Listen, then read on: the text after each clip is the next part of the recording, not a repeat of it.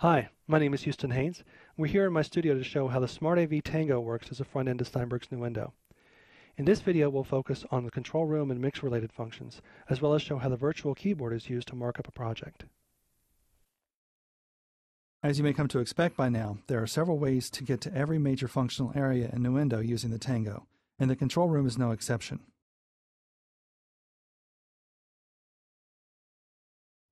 First of all, there's the monitor section just above the expert panel on the left side of the Tango.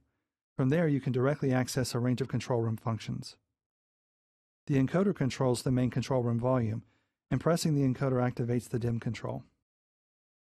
You can also select multiple speaker sets, as well as slate both the main control room and the first studio send if it's active.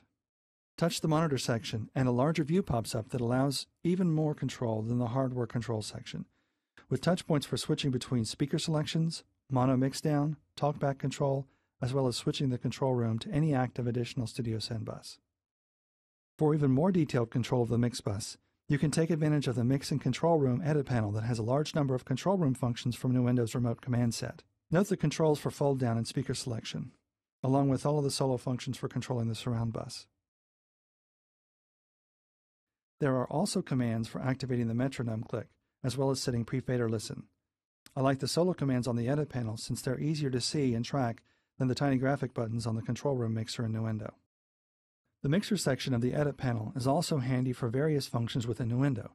Even though you get most of the information that you need from the Tango's many meters, there are still a few things that the Nuendo mixer is useful for from time to time.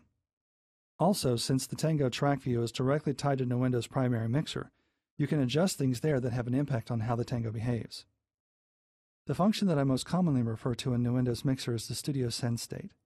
I open the mixer, select Extended Section, and then View Studio Sends. This allows me to see how much of each channel is being sent to the studio send that a musician or actor might be using for a session.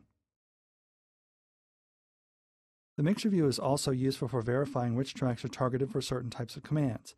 Just open the mixer and verify which tracks are targeted, and then close the mixer again. With a few simple macro commands, you can also simplify your mixer view when you get to the final stages of mixdown.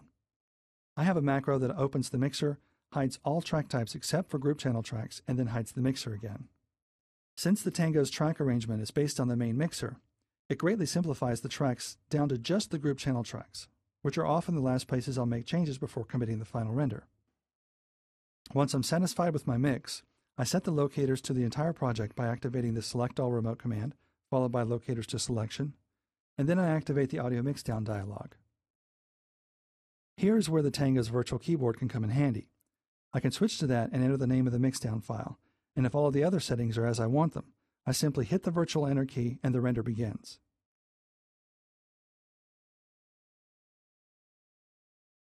The virtual keyboard is also handy for things like naming tracks and so forth. Just about anything you can do with a physical keyboard can be done with this virtual replacement. This sums up our whirlwind tour of the Tango's mixer and control room integration with Nuendo. This video has just touched on the beginning of what you can do when combining the smart ergonomics of the Tango with the powerful mixing and editing features in Nuendo. Check out our other videos and keep an eye on smartav.net for more information and feature updates. Thanks for watching.